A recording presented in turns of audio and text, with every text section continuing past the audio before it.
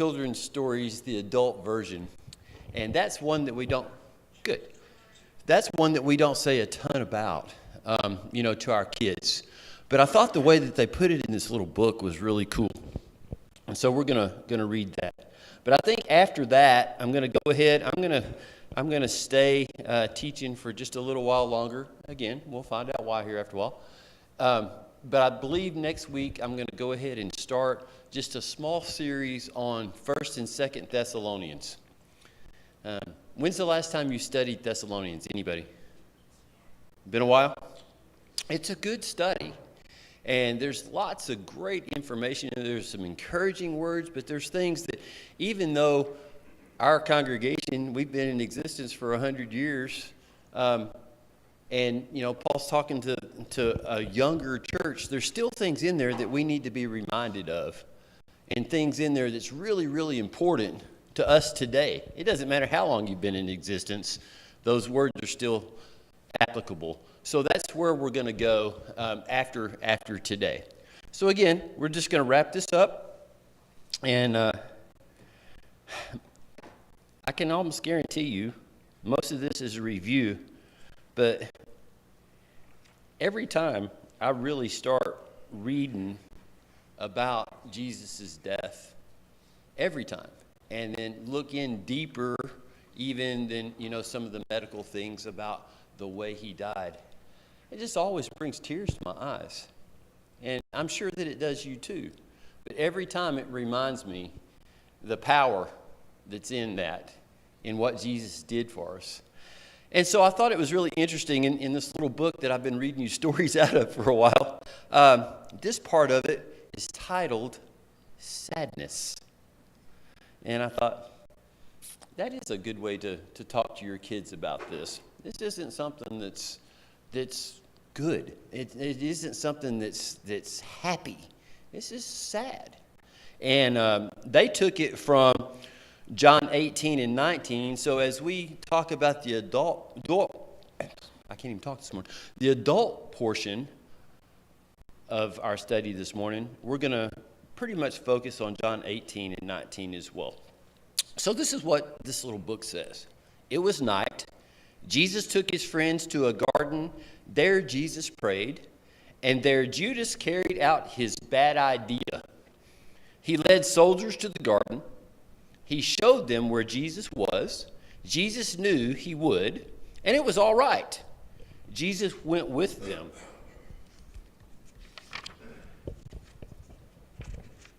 You see, it was time for Jesus to die. God had planned it long ago. Jesus knew it would happen when he came to the earth.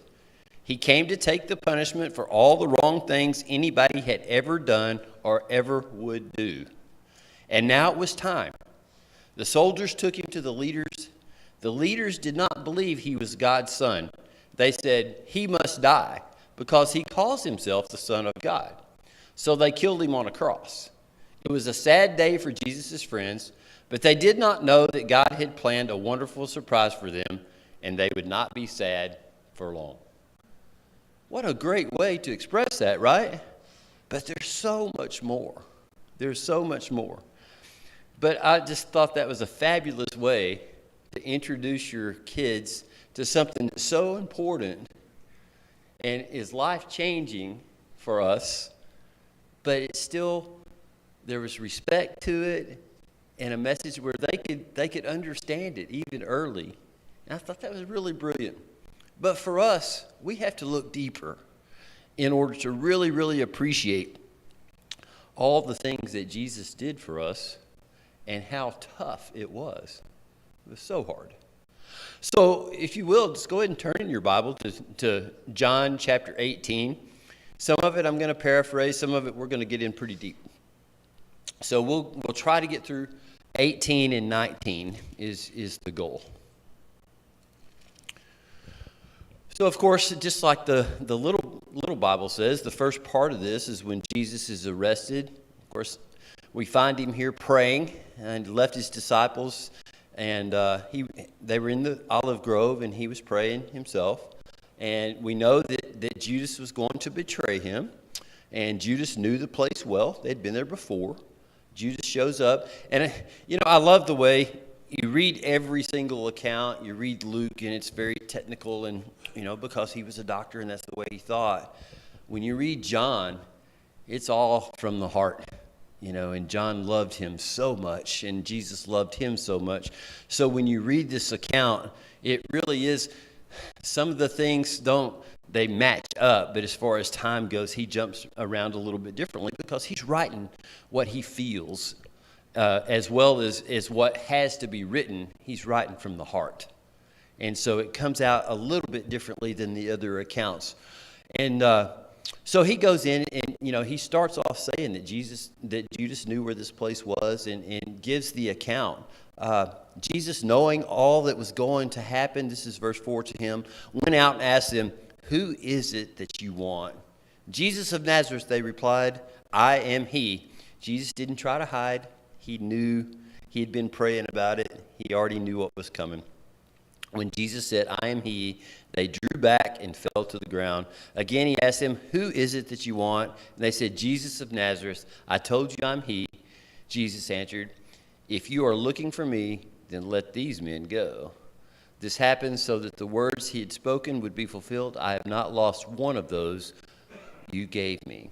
Then Peter, of course, he got out his sword, and what did he do? Whacked off the ear. Have any of you ever seen an ear disconnected from a head? I'm sure you have, Ron. I've seen it, and it happens a lot more than you might think. I mean, especially in car accidents. But there's lots of opportunities for your ear to get separated from your body in this world. I can promise you that. I bet I've seen that happen, I don't know, in my career, probably 10 times I've seen detached ears. Well, it's not pretty. There's a lot of blood. Put it back on and reattach it and heal this man. What a miraculous thing. All I've ever done is pick it up, put it in a bag, and stick it in ice and let it go to the hospital and see if they can reattach it. So anyway, just a little side note there. So just something that, I think a lot of us would be like Peter, that we would be upset and, we would try to protect the master as well. But what's he say? Put your sword away. Shall I not drink the cup the Father's given me? So he's accepting this. He knows. Let's just go. Let's get it done. I think it was probably a little bit of his thought. So they take Jesus to Annas first. And then, of course, in this account, the actions happen, and then they put Peter's denial in there. But when they take him to Annas, it says this: "Then the detachment of the soldiers with its commander and the Jewish officials arrested Jesus. They bound him and brought him first to Annas, who was the father-in-law of Caiaphas, the high priest of the year." So who are they taking Jesus to? Are they taking him to the Romans or the Jews? Yeah, absolutely. So we kind of understand how the government worked and how the Jewish laws worked. We've all probably studied that a little bit. So they're taking him to the Jews first for judgment. The high priest that year was Caiaphas. Caiaphas was the one who had advised the Jews that it would be good if one man died for the people. And then it goes into Simon's or Peter's denial. And then in verse 19, it says this: "Meanwhile, the high priest questioned Jesus about his disciples and his teaching. 'I have spoken openly to the world,' Jesus replied. 'I always taught in synagogues or at the temple where all the Jews come together. I said nothing in secret. Why question me? Ask those who heard me. Surely they know what I said.'" So Jesus is not being ugly. He's not being defiant. He's just matter of fact saying, ask them. Why are you asking me? And he's telling them already, and I love the way Jesus does this so much, you already know the answer. And I know you already know the answer. So why are we putting on this big act? Let's get on with it. Accuse me. Do what I know that I'm here to do. But they don't see any of that. They're totally in the dark, and Jesus is totally, as always, in the light. But I just love the way that he speaks to them. When Jesus said this, one of the officials nearby struck him in the face. "Is this the way you answer the high priest?" And he says, "If I said something wrong, testify as to what is wrong. But if I spoke the truth, why did you strike me?" So he just continues to test them. And they've already decided what they think needs to be done. They need him to die. That's their solution to Jesus.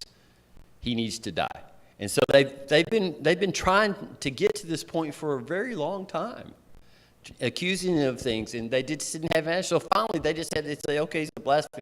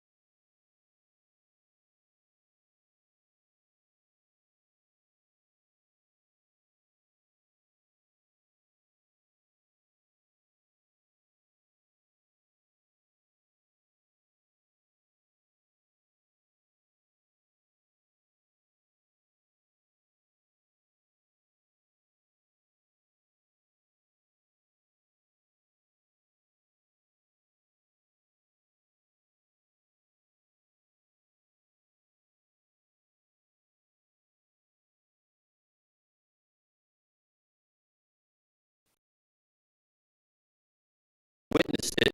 You're accusing him. You take care of it. Just leave me alone.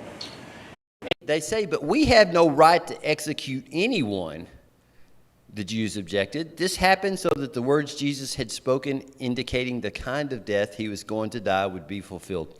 So, if the Jews did judge someone and executed them, the only thing they could do, the only way that they had to execute that was proper was what? You know? They didn't have the right to crucify. All they could do was stone. Right. And that's not what we know, and wasn't prophesied the way that Jesus would die, right? So the Jews couldn't really kill him according to their law. They would have had to stone him. So Pilate then went back inside. Let's see. But we have no right to execute anyone, the Jews objected. This happened so that the words of Jesus had spoken, indicating the kind of death. Okay, Pilate then went back inside the palace, summoned Jesus, and asked him, "Are you the king of the Jews?" And Jesus says this, "Is that your own idea?" I mean, kind of answer a question with a question. "Or did others talk to you about me?" "Am I a Jew?" Pilate replied. "It was your people and your chief priests who handed you over to me. What is it you have done?" And Jesus said, "My kingdom is not of this world. If it were, my servants would fight to prevent my arrest by the Jews. But now my kingdom is from another place." And Pilate, he's confused about all this because I think he's probably aware of Jesus. He knows about Jesus, but he doesn't know who Jesus is. He doesn't know what he's done. So, he's really kind of inquisitive here. "You are the king then," said Pilate. And Jesus answered, "You are right in saying I am a king. In fact, for this reason I was born, and for this I came into the world to testify to the truth. Everyone on the side of truth listens to me." And then Pilate, I think Pilate was probably kind of a smart guy. He says, well, what is truth? What a great question to ask, right? What is truth? Even though he's talking to Jesus, that's something sometimes I think we ought to ask more often. What is truth? And let's figure that out. With this, he went out again to the Jews and said, "I find no basis for a charge against him, but it's your custom for me to release to you one prisoner at a time at the Passover. Do you want me to release the king of the Jews?" They shouted back, "No, not him. Give us Barabbas." Now, Barabbas had taken part in a rebellion. So Barabbas was a terrible man, if you've ever studied that. We don't know a lot about him. We know he was a bad criminal. He was a bad guy. And they insisted on that. Pilate didn't like this. I think just from the small amount of time that Jesus and Pilate interacted, I think Pilate was convinced that Jesus wasn't a bad man.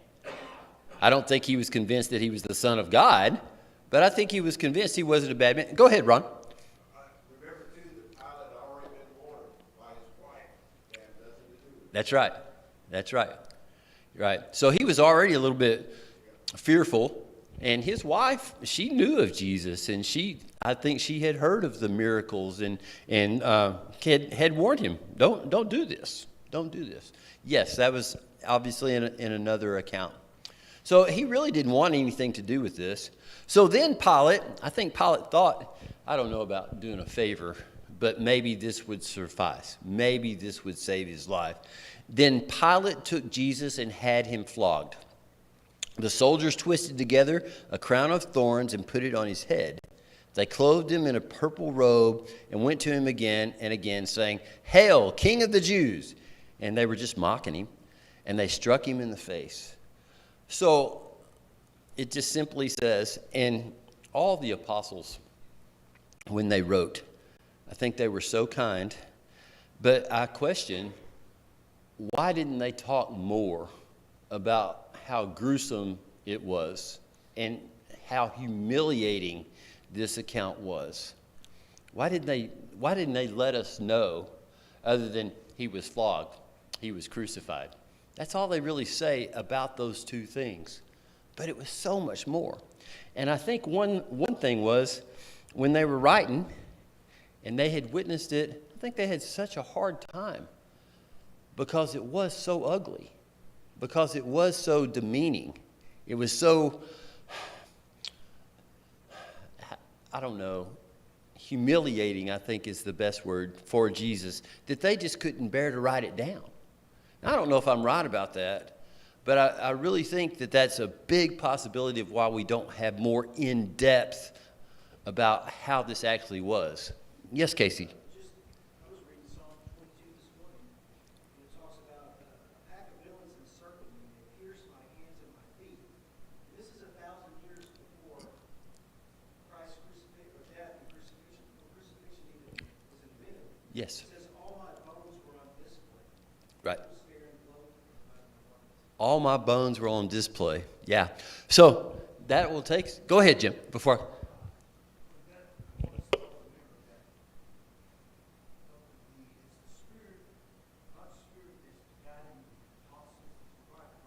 Yes.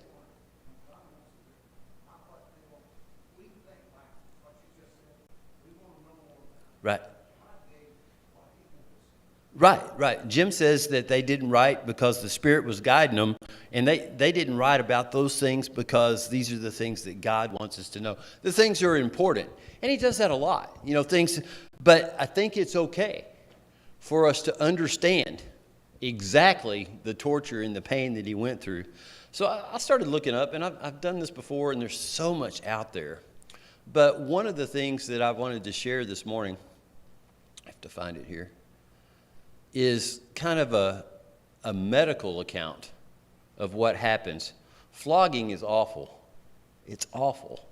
And you're talking about the exposed bones. Well, that comes with flogging. So let me look at this real quick. Pull it up. Come on, internet. There we go.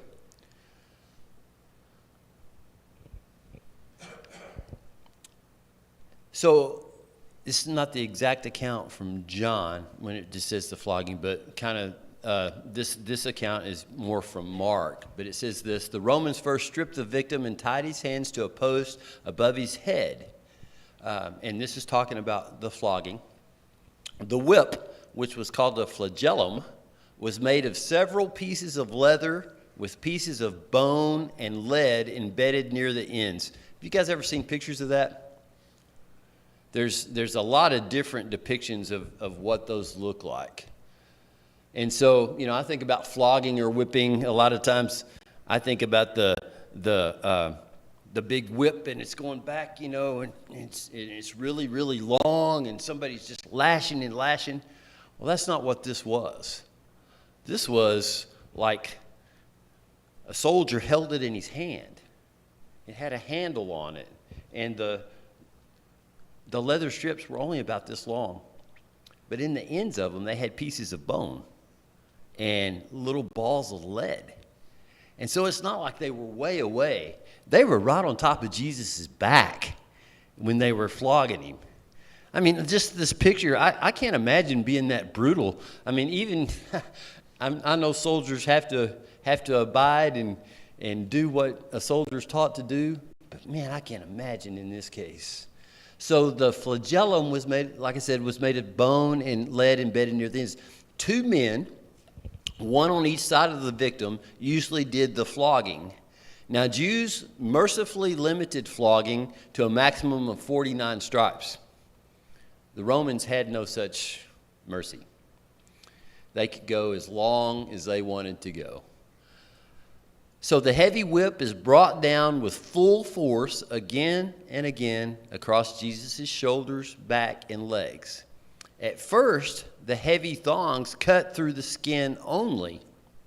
And then, as the blows continue, they cut deeper in the subcutaneous tissues, producing first an oozing of blood from the capillaries and veins of the skin, and finally spurting arterial blood from vessels into the underlying muscles.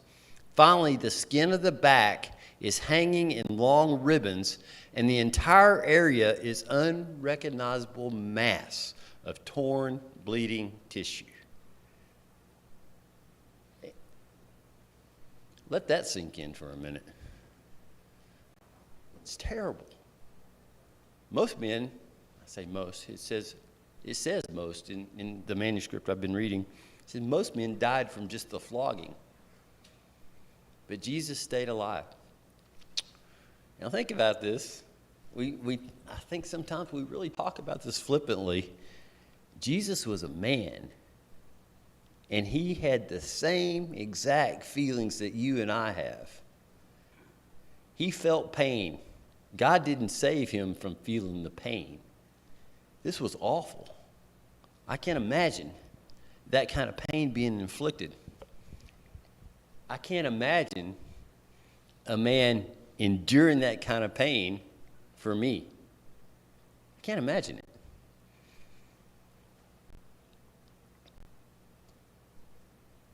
So, that little statement, Pilate had him flogged.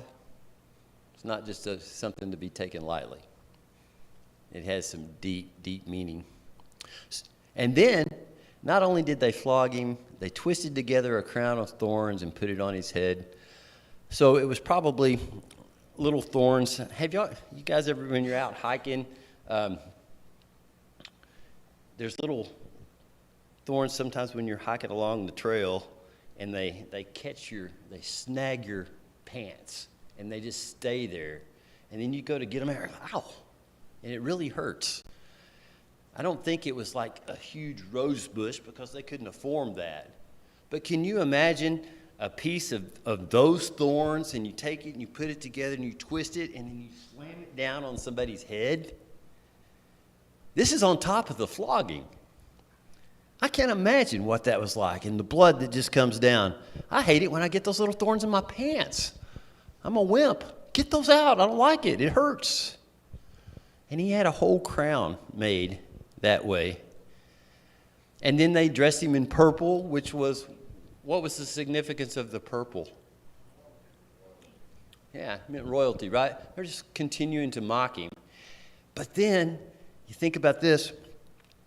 He's flogged. He's bleeding profusely off his back. Then they put clothes on him. What happens to the clothes? They stick to that blood. It just starts to soak it all up. And then it just sticks there. So it wasn't getting any better for Jesus. But once more, Pilate came out and said to the Jews, "Look, I'm bringing him out to you to let you know that I find no basis for a charge against him." When Jesus came out wearing the crown of thorns and the purple robe, Pilate said to them, "Here's the man." As soon as the chief priests and their officials saw him, they shouted, "Crucify, crucify." These people were evil. Jesus is bleeding. He can barely stand up. I'm sure they're having to hold him up after this flogging, but that's not good enough. That's not enough pain. They've not seen him suffer enough. Crucify him. And we're going to talk about what that looks like here in a minute too. There was not a worse way in this time, and maybe even now, not a worse way to die. Not a more embarrassing way, not a more humiliating way to die than crucifixion. And that's what the Jews wanted. They wanted him to die that way. Crucify him, crucify him. Pilate answered, "You take him and crucify him. As for me, I find no basis for a charge against him."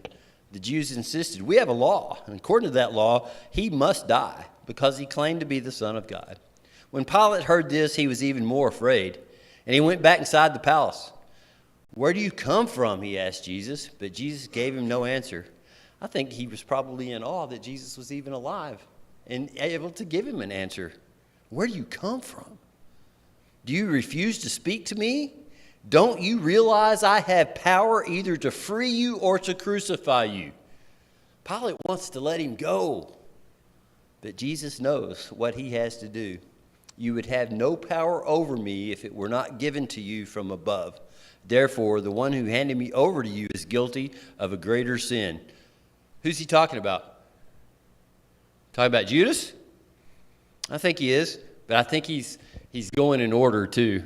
It's not just Judas, Caiaphas as well. He's saying that the Jews have some responsibility in this too. From then on, Pilate tried to set Jesus free, but Jesus kept shouting, But the Jews kept shouting, "If you let this man go, you're no friend to Caesar. Anyone who claims to be a king opposes Caesar." When Pilate heard this, he brought Jesus out and sat down on the judge's seat at a place known as the Stone Pavement. It was the day of preparation of the Passover week, about the 6th hour. "Here is your king," Pilate said to the Jews. Now, I think he was probably saying that is, this is what he says. They have already said, we don't have another king but Caesar. They're just trying to build this up.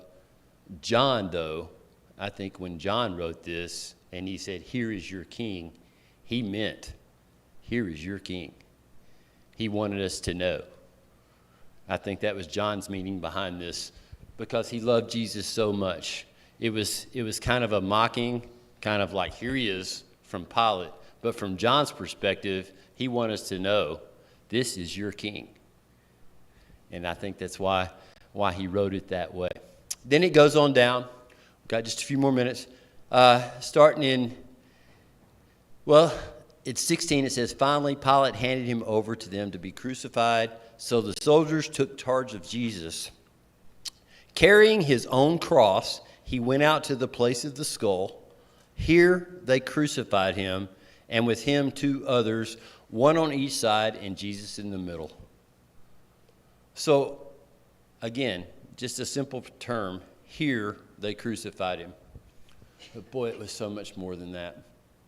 So we've already talked about the condition that Jesus is in. Now, how many of you tell your kids this? How many of you talk to your kids about when they were growing up? Talk to them about how ugly this is.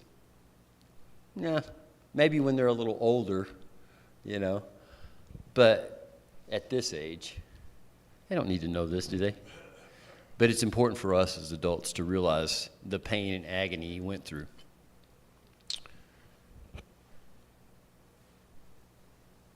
So men condemned to die by crucifixion were customarily required to carry heavy wooden cross pieces. It's patibulum, Patibulum. It's the cross piece.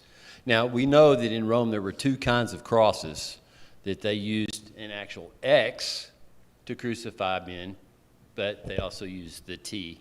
And we're pretty certain it was the T that Jesus was crucified with. And so that part of it alone usually weighed about 30 or 40 pounds, and it was usually strapped to the shoulders. It's hard to imagine. So we've already said that Jesus has basically been filleted. His back is wide open with muscle tissue showing. And then they take this piece of crossbar that's going to go on a stand-up piece, and they strap it to his back. Now, how many of you have ever, I envision, I don't think it was quite this thick, but I envision a cross tie. How many of you ever had cross ties in your yard or, used those for a barrier of some kind? Are they really smooth? No, they're rough as a cob, and they're heavy. It doesn't take much, and I feel like that's kind of what Jesus was having to carry was that. And they strap it to his raw, bloody back for him to carry from one point to another. So the pain just keeps coming. It just keeps coming.